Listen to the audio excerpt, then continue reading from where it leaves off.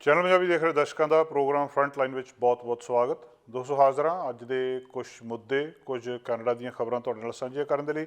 ਅੱਜ ਜਿਹੜੀ ਖਬਰ ਕੈਨੇਡਾ ਦੇ ਵਿੱਚ ਸਾਰੀਆਂ ਅਖਬਾਰਾਂ ਨੇ ਪ੍ਰਮੁੱਖਤਾ ਨਾਲ ਛਾਪੀ ਹੈ, ਉਹ ਕੈਨੇਡਾ ਦੇ ਵਿੱਚ ਵਿਆਜ ਦਰਾਂ ਦਾ ਵਾਧਾ। ਬੈਂਕ ਆਫ ਕੈਨੇਡਾ ਨੇ ਵਿਆਜ ਦਰ ਵਧਾ ਦਿੱਤੇ ਆ, ਮੌਰਗੇਜ ਮਹਿੰਗੀ ਹੋ ਗਈ ਆ।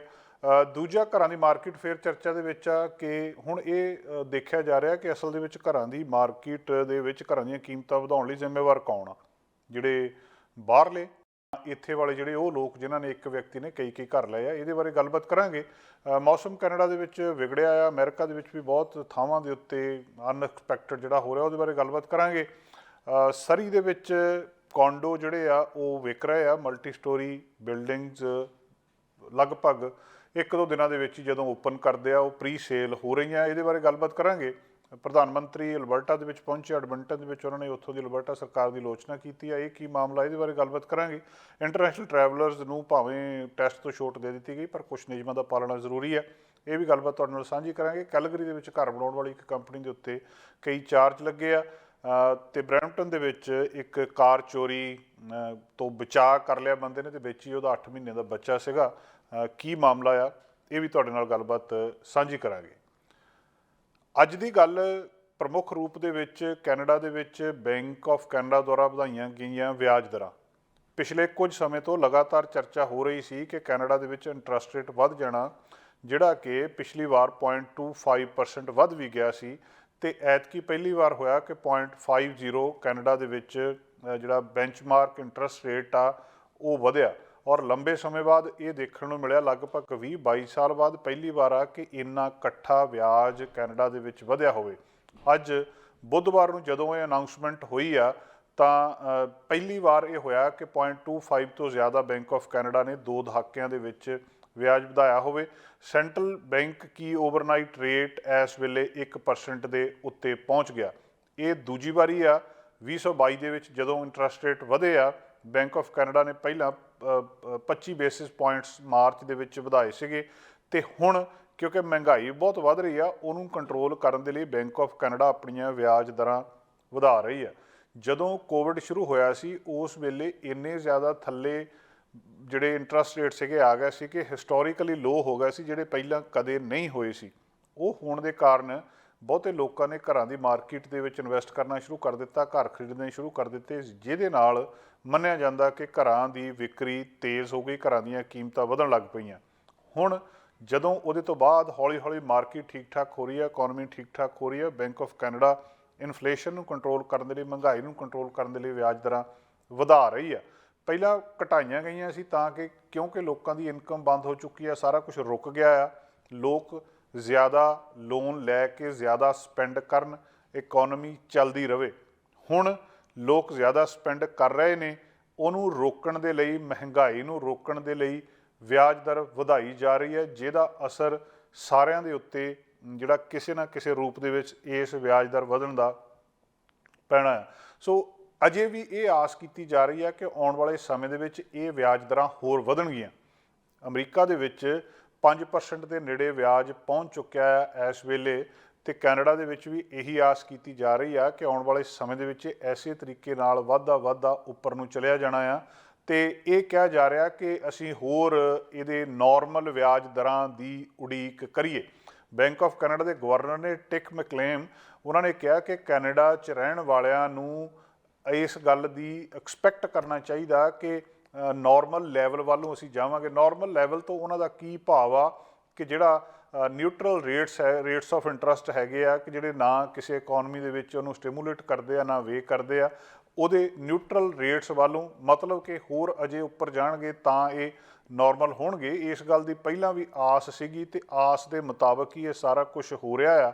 ਬੈਂਕ ਆਫ ਕੈਨੇਡਾ ਇਹ ਕਹਿ ਰਹੀ ਆ ਕਿ ਕਿਉਂਕਿ ਐਨਰਜੀ ਅਤੇ ਦੂਜੀ ਜਿਹੜੀ ਕਮੋਡਿਟੀ ਪ੍ਰਾਈਸਿਸ ਨੇ ਉਹਨਾਂ ਦੇ ਵਿੱਚ ਵਾਧਾ ਹੋਇਆ ਆ, ਰਸ਼ੀਆ ਅਤੇ ਯੂਕਰੇਨ ਦੇ ਮਾਮਲੇ ਨੂੰ ਲੈ ਕੇ, ਉਹ ਸਾਰੇ ਕੁਝ ਦੇ ਨਾਲ ਮਹਿੰਗਾਈ ਵਧੀ ਆ, ਅਤੇ ਉਹ ਜਿੰਨੀ ਆਸ ਮੁਤਾਬਕ ਮਹਿੰਗਾਈ ਵਧਣੀ ਸੀ, ਰੂਸ ਯੂਕਰੇਨ ਨੇ ਉਹਦੇ ਤੋਂ ਪਹਿਲਾਂ ਹੀ ਮਹਿੰਗਾਈ ਵਧਾਉਣੀ ਸ਼ੁਰੂ ਕਰ ਦਿੱਤੀ ਆ, ਅਤੇ ਇਸ ਕਰਕੇ ਹੁਣ ਅਸੀਂ ਇੰਟਰਸਟ ਰੇਟ ਵਧਾ ਰਹੇ ਹਾਂ, ਜਿਹਦਾ ਅਸੀਂ ਆਉਣ ਵਾਲੇ ਦਿਨਾਂ ਦੇ ਵਿੱਚ ਮਾਹਿਰਾਂ ਦੇ ਨਾਲ ਗੱਲਬਾਤ ਵੀ ਕਰਾਂਗੇ ਕਿ ਇਹਦਾ ਮੌਰਗੇਜ ਦੇ ਉੱਤੇ ਕੀ ਅਸਰ ਪਊਗਾ।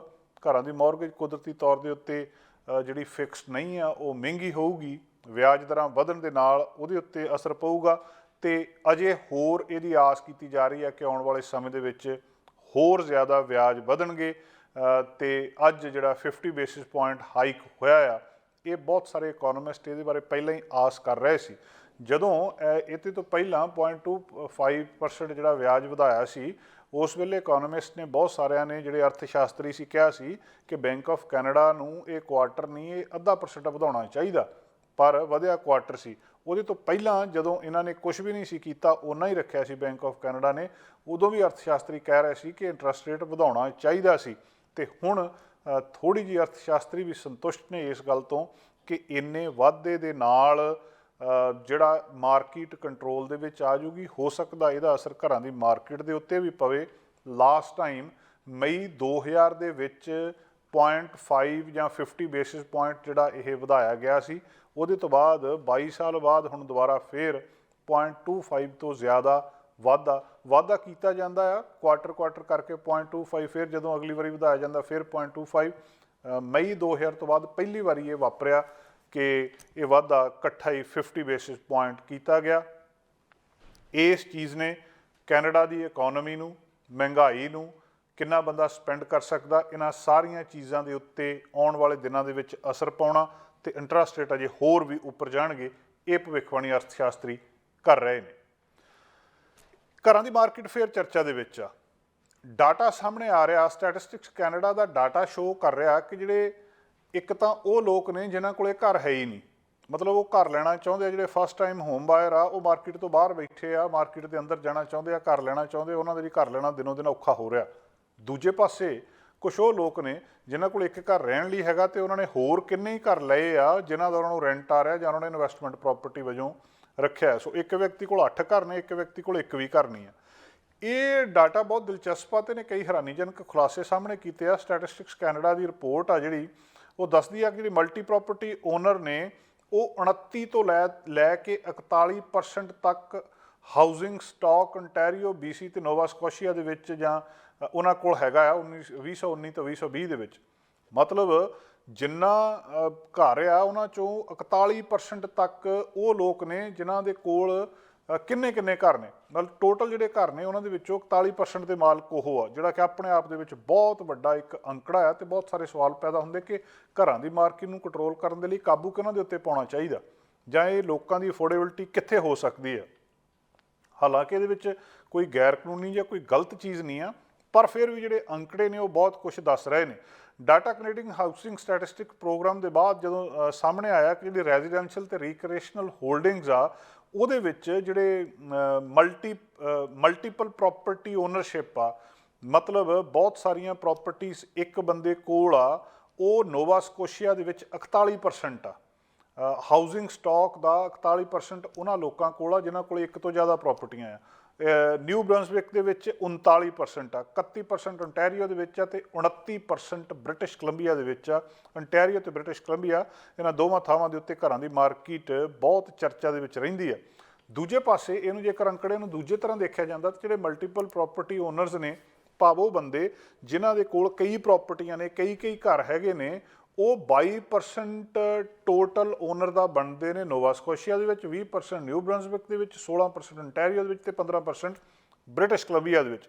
ਇਹ ਵੀ ਅੰਕੜੇ ਆਪਣੇ ਆਪ ਦੇ ਵਿੱਚ ਬਹੁਤ ਹੈਰਾਨੀ ਵਾਲੇ ਨੇ।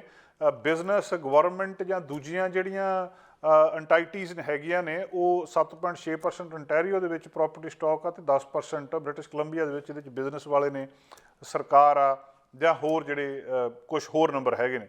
ਇਹ ਨੰਬਰ ਪ੍ਰੀ ਪੈਂਡੈਮਿਕ ਜਿਹੜੀ ਵਿੰਡੋ ਆ ਦੇਸ਼ ਦੀ, ਉਹਦੀ ਦੱਸ ਰਹੇ ਆ, ਔਰ ਜਿਹੜੀ ਹੀਟਡ ਮਾਰਕੀਟ ਆ ਉਹਦੇ ਤੋਂ ਬਾਅਦ ਕੀ ਬਣਿਆ। ਤੇ ਕੰਪਲੀਟ ਪਿਕਚਰ ਬਹੁਤ ਸਾਰੇ ਪ੍ਰੋਵਿੰਸ ਤੇ ਟੈਰੀਟਰੀਜ਼ ਦੀ ਅਜੇ ਸਟੱਡੀ ਨਹੀਂ ਕੀਤੀ ਗਈ, ਪਰ ਡਾਟਾ ਬ੍ਰੇਕਡਾਊਨ ਇਹਨਾਂ ਪ੍ਰਾਪਰਟੀ ਦਾ ਦੱਸਦਾ ਆ ਕਿ ਕਿੰਨੀ ਰੈਂਟਡ ਆ, ਕਿੰਨੀ ਯੂਜ਼ਡ ਆ ਤੇ ਕਿੰਨੀ ਇਹਦੇ ਵਿੱਚ ਕਿਹੜੇ ਪਾਸੇ ਜਾ ਰਹੀ ਆ। ਹੁਣ ਜਦੋਂ ਫਰਵਰੀ 2021 ਦੇ ਵਿੱਚ ਬੈਂਕ ਆਫ ਕੈਨੇਡਾ ਨੇ ਜਦੋਂ ਇਹ ਅੰਕੜੇ ਉਹਦੇ ਸਾਹਮਣੇ ਆਏ ਸੀ ਕਿ ਜਿਹੜੇ ਸਾਰੇ ਹੋਮ ਪਰਚੇਜ਼ ਆ ਉਹਦੇ ਵਿੱਚ 20% ਦੇਸ਼ ਦੇ ਵਿੱਚ ਇਨਵੈਸਟਰ ਕੰਮ ਕਰ ਰਹੇ ਨੇ। ਮਤਲਬ ਕੀ ਆ ਕਿ ਬੈਂਕ ਆਫ ਕੈਨੇਡਾ ਨੇ ਫਰਵਰੀ 2021 ਦੇ ਵਿੱਚ ਇਹ ਗੱਲ ਨੋਟ ਕੀਤੀ ਸੀ ਕਿ ਇਨਵੈਸਟਰ 20% ਹੋਮ ਪਰਚੇਜ਼ ਦੇ ਲਈ ਜ਼ਿੰਮੇਵਾਰ ਨੇ ਪੂਰੇ ਦੇਸ਼ ਦੇ ਵਿੱਚ। ਤੇ ਇਹ ਹੁਣ ਦੱਸਦੇ ਆ ਕਿ ਜਿਹੜੇ ਬਾਇਰ ਨੇ ਉਹ ਮਤਲਬ ਮਲਟੀਪਲ ਪ੍ਰੋਪਰਟੀਜ਼ ਲੈ ਰਹੇ ਨੇ ਪੈਂਡੈਮਿਕ ਤੋਂ ਬਾਅਦ ਵੀ, ਔਰ ਉਹਦੇ ਵਿੱਚ ਹੋਰ ਵੀ ਲਗਾਤਾਰ ਵਾਧਾ ਹੋਇਆ। ਤੇ ਹੁਣ ਇਹ ਕਿੱਧਰਲੇ ਪਾਸੇ ਨੂੰ ਗੱਲਬਾਤ ਜਾਂਦੀ ਆ। ਜਿਹੜੇ ਪਿਛਲੇ ਕੁਝ ਸਾਲਾਂ ਦੇ ਵਿੱਚ ਜਿਹੜੇ ਲੋਕ ਹੈਗੇ ਨੇ ਰੀਅਲ ਸਟੇਟ ਦੇ ਵਿੱਚ, ਇਹਨੂੰ ਇੱਕ ਸੇਫ ਇਨਵੈਸਟਮੈਂਟ ਮੰਨਦੇ ਆ ਕਿ ਇਹਦੇ ਵਿੱਚ ਇਨਵੈਸਟ ਕੀਤਾ ਜਾਵੇ ਤੇ ਇਹਦੇ ਵਿੱਚੋਂ ਅੱਗੇ ਫਿਰ ਦੂਜਾ ਘਰ ਤੀਜਾ ਘਰ ਲੈ ਕੇ ਉੱਤੇ ਨੂੰ ਚਲੇ ਜਾਂਦੇ ਆ। ਜਿਹੜੇ ਬਹੁਤ ਸਾਰੇ ਲੋਕ ਹੈਗੇ ਨੇ ਉਹਨਾਂ ਦੇ ਕੋਲ ਜਦੋਂ ਬਹੁਤ ਸਾਰੀ ਇਕੁਇਟੀ ਹੋ ਜਾਂਦੀ ਆ ਤੇ ਉਹਦੇ ਫਿਰ ਉਸ ਇਕੁਇਟੀ ਦੇ ਵਿੱਚੋਂ ਮਨੀ ਕੱਢ ਕੇ ਹੋਰ ਘਰ ਬਾਏ ਕਰਨਾ ਸ਼ੁਰੂ ਕਰ ਦਿੰਦੇ ਨੇ। ਤੇ ਜਿਹੜੇ ਈਸਟ ਕੋਸਟ ਵੱਲ ਹੈਗਾ ਆ, ਉੱਥੇ ਥੋੜ੍ਹਾ ਜਿਹਾ ਵੱਖਰਾ ਹੈਗਾ ਆ ਕਿ ਜਿੱਥੇ ਸਿਰਫ ਇੱਕ ਕੁਝ ਖਾਸ ਕਿਸਮ ਦੇ ਲੋਕ ਜਿਹੜੇ ਆ ਉਹ ਇਹ ਪ੍ਰੋਪਰਟੀਆਂ ਲੈ ਰਹੇ ਆ। ਵੱਖ-ਵੱਖ ਥਾਵਾਂ ਦੇ ਉੱਤੇ ਜਿਹੜੀ ਡੈਮੋਗ੍ਰਾਫੀ ਦੇ ਹਿਸਾਬ ਦੇ ਨਾਲ ਇਹ ਦੇਖਿਆ ਜਾ ਰਿਹਾ। ਔਰ ਇਹ ਗੱਲ ਇੱਕ ਬਹੁਤ ਦਿਲਚਸਪ ਹੋਰ ਵੀ ਸਾਹਮਣੇ ਆਉਂਦੀ ਹੈ। ਜਿਹੜੀ ਸਟੈਟਿਸਟਿਕਸ ਕੈਨੇਡਾ ਦਾ ਡਾਟਾ ਆ ਉਹ ਇਹ ਦੱਸ ਰਿਹਾ ਆ ਕਿ 10% ਓਨਰਸ, ਜਿਹੜੇ 10% ਓਨਰਸ ਹੈਗੇ ਆ ਇਹਨਾਂ ਪ੍ਰੋਵਿੰਸਸ ਦੇ ਵਿੱਚ, ਇਹ ਜ਼ਿਆਦਾ ਅਰਨ ਕਰ ਰਹੇ ਆ 50% ਕੰਬਾਈਨਡ ਜਿਹੜੇ ਬਾਟਮ ਵਾਲੇ ਆ। ਭਾਵ ਜਿਹੜੇ ਉੱਪਰਲੇ 10% ਆ ਉਹ ਇਹਦੇ ਵਿੱਚੋਂ ਇੰਨਾ ਕੁ ਪੈਸਾ ਬਣਾ ਰਹੇ ਆ ਕਿ ਜਿਹੜੇ ਸਭ ਤੋਂ ਹੇਠਲੇ 50% ਆ ਉਹਨਾਂ ਸਾਰਿਆਂ ਦਾ ਰਲਾ ਕੇ ਉਹਨਾਂ ਪੈਸਾ ਨਹੀਂ ਬਣਦਾ। ਸੋ ਇਹ ਵੀ ਇੱਕ ਬਹੁਤ ਵੱਡੀ ਗੱਲਬਾਤ ਇਹਦੇ ਵਿੱਚੋਂ ਸਾਹਮਣੇ ਆਈ ਆ। ਤੇ ਦੱਸਿਆ ਇਹ ਜਾ ਰਿਹਾ ਕਿ ਕਿਸੇ ਨਾ ਕਿਸੇ ਤਰ੍ਹਾਂ ਜਿਹੜਾ ਪਹਿਲੀ ਵਾਰੀ ਘਰ ਲੈ ਰਿਹਾ ਉਹਦੇ ਲਈ ਅਫੋਰਡੇਬਿਲਟੀ ਹੋਣੀ ਚਾਹੀਦੀ ਆ। ਉਹਦੇ ਤੋਂ ਬਾਅਦ ਜਿਹੜਾ ਦੂਜਾ ਹੈਗਾ ਆ ਕਿੰਨੇ ਘਰ ਉਹਨੇ ਲੈਣੇ ਆ, ਉਹਦੇ ਲਈ ਸਮੱਸਿਆ ਏਡੀ ਵੱਡੀ ਨਹੀਂ ਹੈ। ਜਿਹੜੀ ਨੈਸ਼ਨਲ ਐਵਰੇਜ ਹੋਮ ਪ੍ਰਾਈਸ ਦੀ ਜਿਹੜੀ ਕੰਬਾਈਨਡ ਸੀਗੀ ਉਹ 20% ਤੋਂ ਜ਼ਿਆਦਾ ਲਾਸਟ ਈਅਰ ਹੋਈ ਆ ਤੇ 8,16,720 ਫਰਵਰੀ ਦੇ ਵਿੱਚ ਸੀਗੀ। ਕੈਨੇਡੀਅਨ ਰੀਅਲ ਸਟੇਟ ਐਸੋਸੀਏਸ਼ਨ ਨੇ ਇਹ ਡਾਟੇ ਸਾਂਝੇ ਕੀਤੇ ਸੀਗੇ। ਇਸ ਗੱਲਬਾਤ ਬਾਰੇ ਹੁਣ ਫਿਰ ਚਰਚਾ ਆ ਕਿ ਕੀ ਕੀਤਾ ਜਾਣਾ ਚਾਹੀਦਾ, ਕੀ ਇੱਦਾਂ ਦੇ ਨਿਯਮ ਬਣਨੇ ਚਾਹੀਦੇ ਆ ਜਿਹੜੇ ਘੱਟੋ ਘੱਟ ਪਹਿਲੀ ਵਾਰ ਘਰ ਲੈਣ ਵਾਲਿਆਂ ਦੇ ਹੱਕ ਵਿੱਚ ਹੋਣ, ਉਹਨਾਂ ਨੂੰ ਥੋੜ੍ਹਾ ਜਿਹਾ ਸੌਖਾ ਕਰ ਦੇਣ। ਤੇ ਜਿਨ੍ਹਾਂ ਕੋਲ ਇੱਕ ਘਰ ਪਹਿਲਾਂ ਹੈਗਾ ਆ ਤੇ ਜੇ ਉਹ ਆਪਣੀ ਇਨਵੈਸਟਮੈਂਟ ਦੇ ਲਈ ਦੂਜੀਆਂ ਪ੍ਰੋਪਰਟੀਜ਼ ਲੈ ਰਹੇ ਆ ਤਾਂ ਉਹਨਾਂ ਨੂੰ ਇਹਦੀ ਉਨੀ ਸਹੂਲਤ ਮਿਲਣ ਦੀ ਲੋੜ ਨਹੀਂ ਦੱਸੀ ਜਾ ਰਹੀ। ਅਗਲੀ ਖਬਰ ਮੌਸਮ ਦੇ ਨਾਲ ਸੰਬੰਧਿਤ ਆ। ਮੌਸਮ ਬਹੁਤ ਵਿਗੜਿਆ ਹੈ ਕੁਝ ਦਿਨਾਂ ਤੋਂ ਤੇ ਅਗਲੇ ਦਿਨਾਂ ਦੇ ਵਿੱਚ ਇਸੇ ਤਰ੍ਹਾਂ ਇਹਦੇ ਰਹਿਣ ਦੀ ਗੱਲਬਾਤ ਕੀਤੀ ਜਾ ਰਹੀ ਆ। ਇਹਦੇ ਨਾਲ ਬਹੁਤ ਸਾਰੇ ਐਕਸੀਡੈਂਟਸ ਵੀ ਹੋ ਰਹੇ ਆ। ਇੱਕ ਵਿਅਕਤੀ ਦੀ ਮੌਤ ਹੋਈ ਆ, ਇੱਕ ਟਰੀ ਜਦੋਂ ਡਿੱਗ ਪਿਆ ਵਹੀਕਲ ਦੇ ਉੱਤੇ ਸਾਊਥ ਵੈਨਕੂਵਰ ਦੇ ਵਿੱਚ। ਕੱਲ੍ਹ ਮੰਗਲਵਾਰ ਦੀ ਇਹ ਘਟਨਾ ਆ। ਸ਼ਾਮੀ ਜਿਹੜਾ ਕਮਿਊਟ ਸੀਗਾ ਉਸ ਵੇਲੇ 5 ਵਜੇ ਦੱਸਦੇ ਆ ਕਿ 2 ਕਾਰਾਂ ਜਿਹੜੀਆਂ ਕਿ ਮਰੀਨ ਵੇ ਦੇ ਨੇੜੇ ਜਾ ਰਹੀਆਂ ਸੀ ਰਿਵਰ ਡਿਸਟ੍ਰਿਕਟ ਕ੍ਰੋਸਿੰਗ ਦੇ ਉੱਤੇ, ਜਦੋਂ ਇੱਕ ਟਰੀ ਪੂਰੇ ਦਾ ਪੂਰਾ ਟੁੱਟ ਕੇ ਅੱਧਾ ਉਹਨਾਂ ਦੇ ਦੋਵੇਂ ਵਹੀਕਲਸ ਦੇ ਉੱਤੇ ਡਿੱਗ ਪਿਆ। ਵੈਨਕੂਵਰ ਦੇ ਫਾਇਰ ਤੇ ਰੈਸਕਿਊ ਸਰਵਿਸਿਜ਼ ਉੱਥੇ ਪਹੁੰਚਿਆ ਤੇ ਉਹ ਦੱਸਦੇ ਆ ਕਿ ਜਿਹੜਾ ਡਰਾਈਵਰ ਸੀਗਾ ਬਲੈਕ ਸੈਡਾਨ ਦੇ ਵਿੱਚ, ਉਹਦੀ ਇਹ ਦਰਖਤ ਡਿੱਗਣ ਦੇ ਨਾਲ ਮੌਤ ਹੋ ਗਈ ਆ। ਹੁੱਡ ਦੇ ਉੱਤੇ ਦਰਖਤ ਡਿੱਗਿਆ ਆ। ਚਿੱਟੇ ਰੰਗ ਦੀ SUV ਪਿੱਛੇ ਸੀਗੀ ਤੇ ਬਲੈਕ ਸੈਡਾਨ ਦੇ ਦੋਵੇਂ ਜਿਹੜੇ ਆਕੂਪੈਂਟ ਸੀਗੇ SUV ਦੇ ਵਿੱਚ ਉਹ ਬਚ ਗਏ ਆ। ਐਲੈਕਸ ਇੱਕ ਉੱਥੇ ਵਿਟਨੈਸ ਸੀਗਾ, ਉਹ ਦੱਸ ਰਿਹਾ ਹੈ ਕਿ ਉਹਨੇ ਕਿਸ ਤਰੀਕੇ ਦੇ ਨਾਲ ਇਹ ਸਾਰਾ ਕ੍ਰੈਸ਼ ਹੁੰਦਾ ਦੇਖਿਆ ਹੈ। ਕਈ ਤਰ੍ਹਾਂ ਦੀਆਂ ਇਸ ਤਰ੍ਹਾਂ ਦੀਆਂ ਹੋਰ ਵੀ ਘਟਨਾਵਾਂ ਵੱਖ-ਵੱਖ ਥਾਵਾਂ ਦੇ ਉੱਤੇ ਵਾਪਰੀਆਂ ਆ ਕਿ ਜਿਹਦੇ ਵਿੱਚ ਇਹ ਟ੍ਰੈਫਿਕ ਫਿਰ ਉਹਨਾਂ ਇਲਾਕਿਆਂ ਦੇ ਵਿੱਚ ਬੰਦ ਕਰਨਾ ਪਿਆ ਦਰਖਤਾਂ ਦੇ ਡਿੱਗਣ ਦੇ ਨਾਲ। ਬਹੁਤ ਤੇਜ਼ ਹਵਾਵਾਂ ਚੱਲੀਆਂ ਆ। ਵੈਨਕੂਵਰ ਪੁਲਿਸ ਡਿਪਾਰਟਮੈਂਟ ਇਹਦੇ ਬਾਰੇ ਦੱਸ ਰਿਹਾ ਕਿ ਜੇ ਕੋਈ ਇਸ ਰਸਤੇ ਤੋਂ 5 ਤੋਂ 6 ਵਜੇ ਦੇ ਵਿਚਕਾਰ ਸ਼ਾਮੀ ਲੰਘਿਆ ਆ ਤਾਂ ਉਹ ਇਨਵੈਸਟੀਗੇਸ਼ਨ ਯੂਨਿਟ ਨੂੰ 604 717 3012 ਦੇ ਉੱਤੇ ਸੰਪਰਕ ਕਰਕੇ ਜ਼ਰੂਰ ਦੱਸੇ। ਜੇ ਉਹਨਾਂ ਦੇ ਕੋਲ ਖਾਸ ਕਰ ਕੋਈ ਡੈਸ਼ ਕੈਮ ਵੀਡੀਓ ਫੁਟੇਜ ਹੈਗੀ ਹੈ, ਕਾਰ ਦੇ ਵਿੱਚ ਕੈਮਰਾ ਲੱਗਿਆ ਉਹਦੇ ਵਿੱਚ ਵੀਡੀਓ ਰਿਕਾਰਡ ਹੋਈ ਹੈ ਤਾਂ ਪੁਲਿਸ ਦੇ ਨਾਲ ਜ਼ਰੂਰ ਦੱਸੇ। ਸੋ ਸਨੋ ਪੈ ਰਹੀ ਆ ਅਪ੍ਰੈਲ ਦੇ ਮਹੀਨੇ ਦੇ ਵਿੱਚ ਕੁਛ ਵੈਨਕੂਵਰ ਆਈਲੈਂਡ ਦੇ ਪਾਰਟਸ ਦੇ ਉੱਤੇ ਤੇ ਇਨਵਾਇਰਨਮੈਂਟ ਕੈਨੇਡਾ ਇਹਦੇ ਬਾਰੇ ਵਾਰਨਿੰਗ ਦੱਸ ਰਿਹਾ ਕਿ ਆਉਣ ਵਾਲੇ ਦਿਨਾਂ ਦੇ ਵਿੱਚ ਵੀ ਇਸ ਤਰ੍ਹਾਂ ਦਾ ਮੌਸਮ ਰਹਿ ਸਕਦਾ ਹੈ। ਚਾਹੇ ਉਹ ਗ੍ਰੇਟਰ ਵਿਕਟੋਰੀਆ ਆ, ਉੱਥੇ ਵੀ ਸਨੋਫਲੈਕਸ ਦੇਖੇ ਗਏ ਆ ਤੇ ਇਹ ਆਉਣ ਵਾਲੇ ਸਮੇਂ ਦੇ ਵਿੱਚ ਕੁਛ ਦਿਨ ਹੋਰ ਇਸੇ ਤਰ੍ਹਾਂ ਰਹਿਣ ਦੀ ਗੱਲਬਾਤ ਦੱਸੀ ਜਾ ਰਹੀ ਹੈ, ਜਿਹਦੇ ਨਾਲ ਲੋਕਾਂ ਨੂੰ ਇਹ ਸੰਕਟ ਵੀ ਪੈਦਾ ਹੋ ਰਿਹਾ ਤੇ ਲੋਕ ਇਸ ਗੱਲ ਦਾ ਵੀ ਤੌਖਲਾ ਕਰ ਰਹੇ, ਡਰ ਵੀ ਰਹੇ ਆ ਕਿ ਕਿਤੇ ਨਾ ਕਿਤੇ ਇਹ ਇਸ ਗੱਲ ਦੀ ਇੰਡੀਕੇਸ਼ਨ ਵੀ ਆ ਕਿ ਆਉਣ ਵਾਲੇ ਸਮੇਂ ਦੇ ਵਿੱਚ ਹੋਰ ਜ਼ਿਆਦਾ ਗਰਮੀਆਂ ਦੇ ਵਿੱਚ ਗਰਮੀ ਜਿਹੜੀ ਆ ਉਹ ਬਹੁਤ ਜ਼ਿਆਦਾ ਪੈ ਸਕਦੀ ਆ। ਜਦੋਂ ਅਸੀਂ ਘਰਾਂ ਦੀ ਮਾਰਕੀਟ ਬਾਰੇ ਗੱਲਬਾਤ ਕਰ ਰਹੇ ਹਾਂ ਤਾਂ ਇਸ ਦੇ ਵਿੱਚ ਬਹੁਤ ਸਾਰੇ ਉਹ ਲੋਕ ਨੇ ਜਿਹੜੀ ਇਹ ਬਿਲਡਿੰਗ ਹਜੇ ਬਣਨੀ ਹੁੰਦੀ ਆ ਉਹਦੇ ਤੋਂ ਪਹਿਲਾਂ ਉਹਦੇ ਵਿੱਚ ਆਪਣੀ ਬੁਕਿੰਗ ਕਰਵਾ ਲੈਂਦੇ ਆ। ਤੇ ਇਹਦੀ ਐਗਜ਼ਾਮਪਲ ਇੱਕ ਪਿਛਲੇ ਦਿਨਾਂ ਦੇ ਵਿੱਚ ਸਾਹਮਣੇ ਆਈ ਆ ਕਿ ਜਿਹੜੀ ਰੈਡਲੀ ਕੋਂਡੋ ਡਿਵੈਲਪਮੈਂਟ ਨਾਰਥ ਈਸਟ ਕਾਰਨਰ ਸਰੀ ਸਿਟੀ ਸੈਂਟਰ ਦੇ ਉੱਤੇ ਅਪ੍ਰੈਲ ਦੇ ਪਹਿਲੇ ਵੀਕਐਂਡ ਦੇ ਵਿੱਚ ਜਿਹੜੀ ਕੀ ਮਾਰਕੀਟਿੰਗ ਆ ਉਹਦੇ ਅਨੁਸਾਰ 193 ਯੂਨਿਟ ਇੱਥੇ ਹੈਗੇ ਆ 6 ਸਟੋਰੀ ਵੁੱਡ ਫਰੇਮ ਪ੍ਰੋਜੈਕਟ ਦੇ। ਇਹਨੂੰ ਬਣਾ ਰਿਹਾ ਵੈਸਟ ਫਰੇਜ਼ਰ ਡਿਵੈਲਪਮੈਂਟ 138 ਸਟਰੀਟ ਤੇ 108 ਐਵਨਿਊ ਦੇ ਉੱਤੇ। ਸੋ 138 ਸਟਰੀਟ ਤੇ 108 ਐਵਨਿਊ ਸਰੀ ਦੇ ਉੱਤੇ ਇਹ ਬਿਲਡਿੰਗ ਬਣਨੀ ਹੈ ਜਿਹਦੇ 'ਚ 193 ਯੂਨਿਟ ਨੇ। ਤੇ ਜਦੋਂ ਉਹਨਾਂ ਨੇ ਅਨਾਉਂਸ ਕੀਤਾ 48 ਘੰਟਿਆਂ ਦੇ ਵਿੱਚ ਹੀ ਸਾਰੇ ਸੋਲਡ ਆਊਟ ਹੋ ਗਏ। ਇਹ ਆਪਣੇ ਆਪ ਦੇ ਵਿੱਚ ਦੱਸਦੇ ਆ ਕਿ ਲੋਕਾਂ ਦੇ ਵਿੱਚ ਘਰਾਂ ਦੀ ਮੰਗ ਕਿੰਨੀ ਜ਼ਿਆਦਾ ਆ ਤੇ ਸਪਲਾਈ ਕਿੰਨੀ ਘੱਟ ਆ। ਪ੍ਰੋਜੈਕਟ ਟੀਮ ਇਹ ਕਲੇਮ ਕਰ ਰਹੀ ਆ ਕਿ ਜਿਹੜੇ 99% ਇਹਦੇ ਵਿੱਚ ਖਰੀਦਦਾਰ ਨੇ ਉਹ ਵਿਦਨ ਦਾ ਜੂਰਿਸਡਿਕਸ਼ਨ ਆਏ ਆ, ਭਾਵ ਇੱਥੇ ਦੇ ਹੀ ਨੇ, ਜਿਹੜੇ ਫਰੇਜ਼ਰ ਵੈਲੀ ਰੀਅਲ ਸਟੇਟ ਬੋਰਡ ਦੇ ਅੰਡਰ ਆਉਂਦੇ ਆ ਉਹਦੇ ਵਿੱਚ ਹੀ ਆ। ਕੋਈ ਵੀ ਇਹਦੇ ਵਿੱਚ ਫੋਰਨ ਬਾਇਰ ਜਾਂ ਉਸ ਕਿਸਮ ਦਾ ਕੋਈ ਨਹੀਂ। ਇਹਦਾ ਮਤਲਬ ਜਿਹੜੇ ਇੱਥੋਂ ਦੇ ਰਹਿਣ ਵਾਲੇ ਲੋਕ ਆ ਉਹਨਾਂ ਦੀ ਲੋੜ ਆ, ਉਹਨਾਂ ਦੀ ਮੰਗ ਇੰਨੀ ਜ਼ਿਆਦਾ ਹੈਗੀ ਆ। ਮੈਟਰੋ ਵੈਨਕੂਵਰ ਦੀਆਂ, ਸਰੀ ਦੀਆਂ, ਲੈਂਗਲੀ ਦੀਆਂ ਕਮਿਊਨਿਟੀਜ਼ ਇਹਦੇ ਵਿੱਚ ਹੈਗੀਆਂ ਆ। 5000 ਰਜਿਸਟ੍ਰੇਸ਼ਨ ਇਹਦੇ ਵਿੱਚ ਇੰਟਰਸਟਡ ਸੀਗੀ ਇਸ ਬਾਇੰਗ ਦੇ ਲਈ ਹੋਮ ਡਿਵੈਲਪਮੈਂਟ ਦੇ ਵਿੱਚ।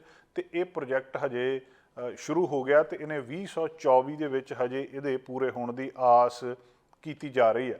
ਇਸ ਕਿਸਮ ਦੀ ਐਕਟੀਵਿਟੀ ਅਜੇ ਵੀ ਚੱਲ ਰਹੀ ਆ। ਰੀਅਲ ਸਟੇਟ ਮਾਰਕੀਟਿੰਗ ਦੇ ਵਿੱਚ ਜਿਹੜੀ MLA ਕੈਨੇਡਾ ਆ ਉਹਨਾਂ ਨੇ ਪਿਛਲੇ ਮਹੀਨੇ ਦੱਸਿਆ ਸੀ ਕਿ record number of homes market ਦੇ ਵਿੱਚ ਐਂਟਰ ਕਰ ਰਿਹਾ ਇਸ ਫਰੇਜ਼ਰ ਵੈਲੀ ਦੇ ਵਿੱਚ। ਮੰਥ ਓਵਰ ਮੰਥ ਜਿਹੜੀ 75% ਇਨਕਰੀਜ਼ ਆ ਫਰਵਰੀ 2022 ਦੇ ਵਿੱਚ, ਜਿਹਦੇ ਨਾਲ ਹਾਈਐਸਟ ਨੰਬਰ ਆਫ ਲਿਸਟਿੰਗਸ 216 ਤੋਂ ਬਾਅਦ ਪਹਿਲੀ ਵਾਰੀ ਸਾਹਮਣੇ ਆਈਆਂ। 18 ਪ੍ਰੋਜੈਕਟ 2022 ਫਰਵਰੀ ਦੇ ਵਿੱਚ ਲਾਂਚ ਹੋਏ ਆ, ਜਿਨ੍ਹਾਂ ਦੇ ਵਿੱਚ 2318 ਯੂਨਿਟ ਜਿਹੜੇ ਮਾਰਕੀਟ ਦੇ ਵਿੱਚ ਆਉਣਗੇ। 38% ਈਅਰ ਓਵਰ ਈਅਰ ਇਨਕਰੀਜ਼ ਆ। 59% ਜਿਹੜੇ ਰਿਲੀਜ਼ ਯੂਨਿਟ ਨੇ ਫਰਵਰੀ 2022 ਦੇ ਵਿੱਚ ਉਹ ਸੋਲਡ ਹੋ ਗਏ।